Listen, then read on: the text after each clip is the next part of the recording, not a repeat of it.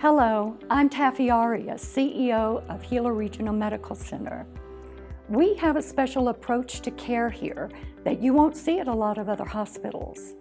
Because we've been serving the people of this community for more than 130 years, we have a special connection. To us, they're more than patients. They're neighbors, friends, family. It makes for a different relationship than the usual doctor-patient one. It goes deeper. It feels warmer. Because a place where the lifestyle is this special deserves a hospital this special. We're really intimately intertwined here in the community. So, when they talk about 6 degrees of separation, that doesn't happen in Silver City. So, but the nice thing about that is you hope every provider is going to treat a patient like they would if it was their mom or their sister or a relative coming in. And that's how I try to approach every patient. And it really is, it's an honor and a privilege. I mean, if you get to come into a community like this and people are willing to trust you with their own care or their loved ones, I mean, you definitely have to, really take that to heart. Silver City's 10,300 population.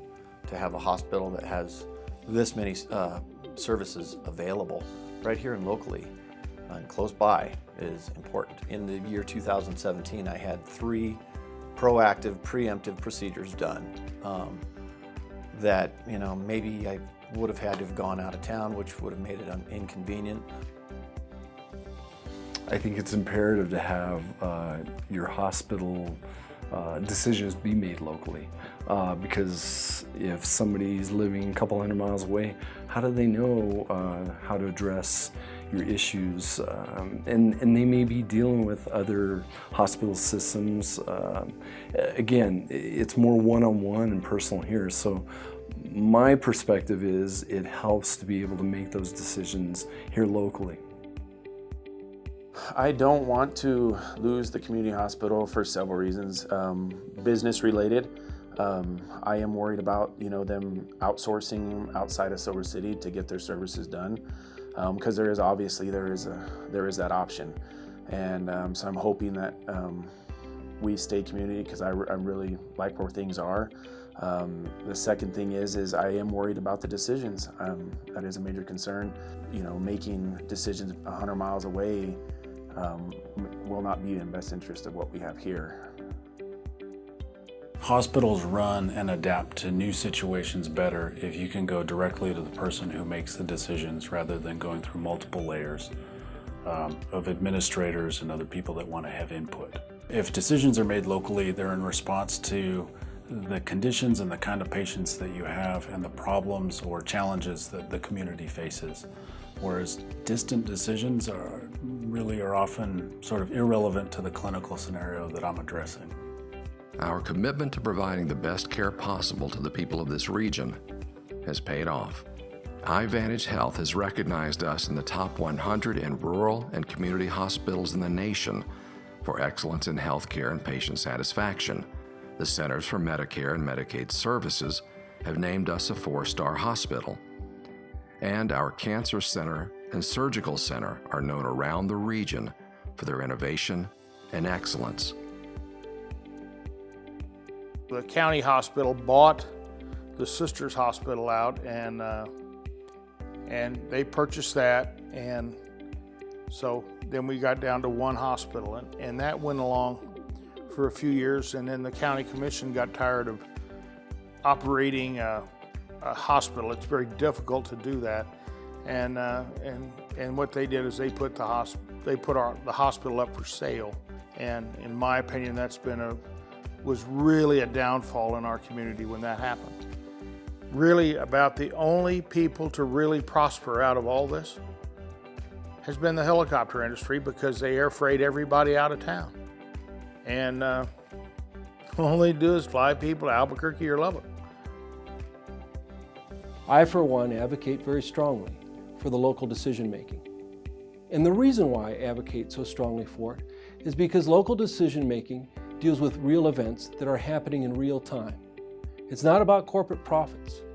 It's about care to our citizens, care to my faculty, care to my staff, and care to my students. When I go out recruiting, one of the #1 reasons people choose to move here is because we happen to have a hospital. And I do not, for one, want to see that healthcare diminished. Not by the dollar sign, not by some out-of-county corporation claiming that they're going to have all the answers, claiming that they can get efficiencies through economy of scale. I want that healthcare to be controlled right here by my county commissioners, who I get to vote for, who I get to go say, here's what I need, and who I get to be responsive to them and them to me to form a community partnership. Yeah, I think if we lost our hospital to a corporate entity, we're going to lose that sense of care, that personal touch that we've been known for. And we hear that all the time about how people aren't just a number. You're not just someone, you're a part of this community. The hospital is a huge part of our community. And to lose that, to have it restructured in another way, just doesn't make sense. I mean, if it's not broke, don't fix it. You can adjust things. And I agree that's what we need to do, but I also believe we need to have transparency. We don't need to have outside groups coming and telling us how we can broker our hospital. We need to work together, as we always have in the past, resolve the situation, and keep it ours. I had an unusual experience. I was Dr. Ratliff's patient, and I came into this hospital for a stress test. Had a heart condition I really wasn't aware of, and I actually flatlined right here in the hospital. Luckily, Ratliff's crew was there, bumped me, got me going again. I'm so fortunate to have Dr. Ratliff here in a local hospital where I can get supervision. I don't have to go far away. I don't have to go to Phoenix. I don't have to go to Albuquerque. So I really support a local hospital setting. Today's modern world of big business, medicine, etc., you have to realize what a special place this is that can provide that personalized care and yet also high quality, very high quality at the same time. This is a community hospital owned by the community, and as soon as you take that away, you're never going to get it back. And it's really a special place, and it's becoming more and more rare these days in the United States. Commissioners really need to look at the implications of their decision. A lot of our doctors are independent, and so if a for-profit corporation came in here, that would change our medical staff dramatically.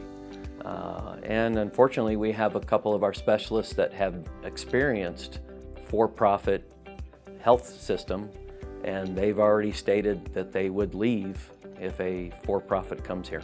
And again, that's that unique thing about Southwest New Mexico. A for-profit trying to put doctors here would be almost impossible.